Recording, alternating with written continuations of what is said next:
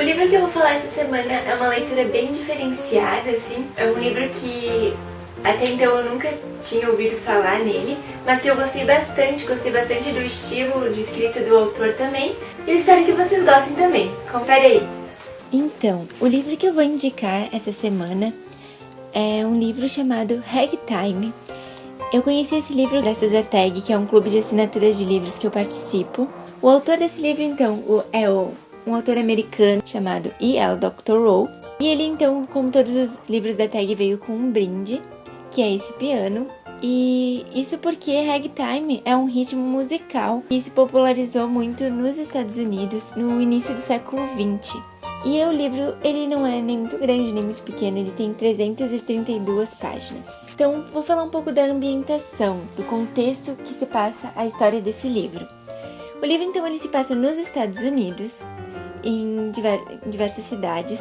A época que as histórias acontecem, então, é no final do século XIX e início do século XX. Como é que funciona esse livro?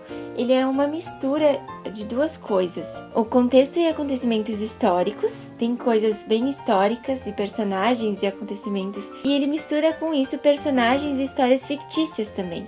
Então é uma mistura entre realidade e ficção.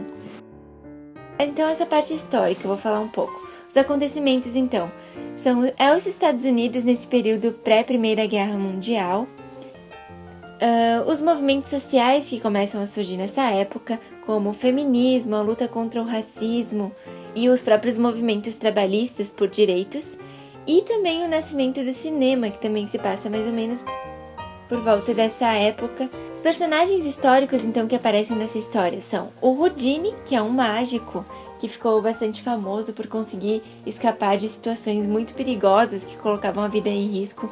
A Emma Goldman, que é uma feminista que se tornou também bastante famosa nessa época. A Evelyn Nesbit, que é uma socialite. E o Henry Ford, né, que é o que fundou a indústria Ford, inventor do Fordismo, aquele sistema industrial bem famoso. O livro, ele basicamente tem 3 histórias principais, assim. A primeira história, então, tem personagens com nomes genéricos, que são papai, mamãe, vovô e irmão mais novo de mamãe.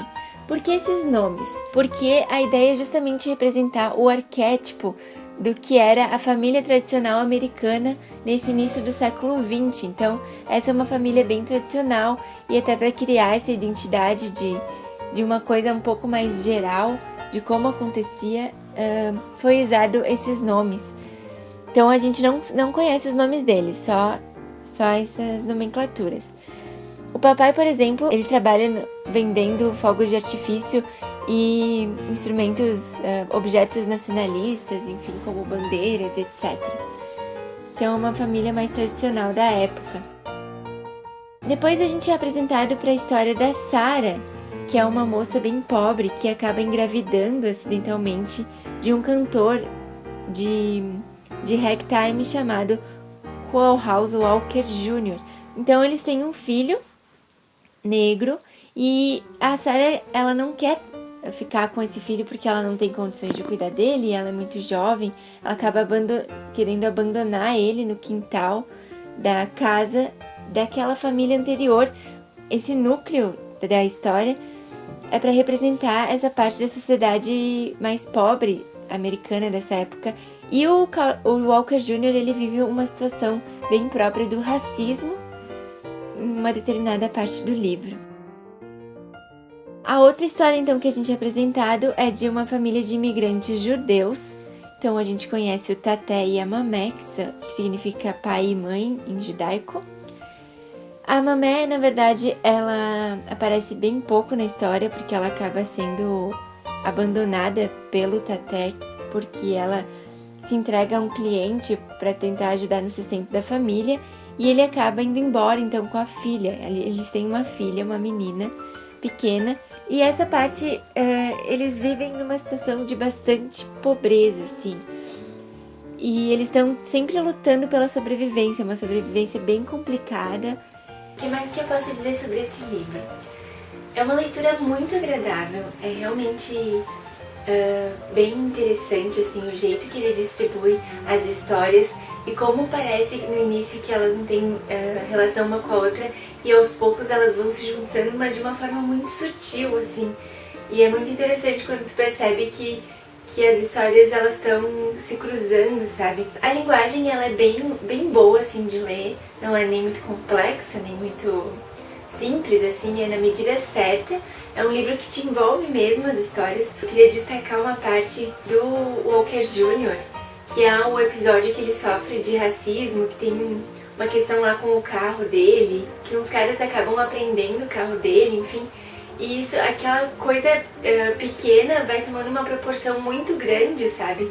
Me lembra muito aquele filme Relatos Selvagens, porque o Relatos Selvagens ele justamente trata de coisas do dia a dia que são pequenas e aos poucos vão tomando proporções muito grandes, né? E as pessoas tomam atitudes bem drásticas para resolver cada uma das situações desse filme, que aliás eu indico, é muito bom esse filme. E na situação aqui do Walker Jr. acontece uma coisa meio semelhante, assim, que me lembrou muito o filme, então acho interessante fazer essa relação também. Às vezes tem coisas do cinema que nos lembram literatura e da literatura que nos lembram cinema.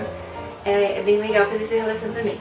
Apesar do nome do livro ser Ragtime, não se fala sobre o estilo musical durante o livro, ele aparece muito pouco. Tem gente que diz que tem a ver também com o estilo meio sincopado com que o autor escreve, que se assemelha ao ritmo do Ragtime, o ritmo da escrita desse autor. Mas eu super indico a leitura, eu gostei bastante.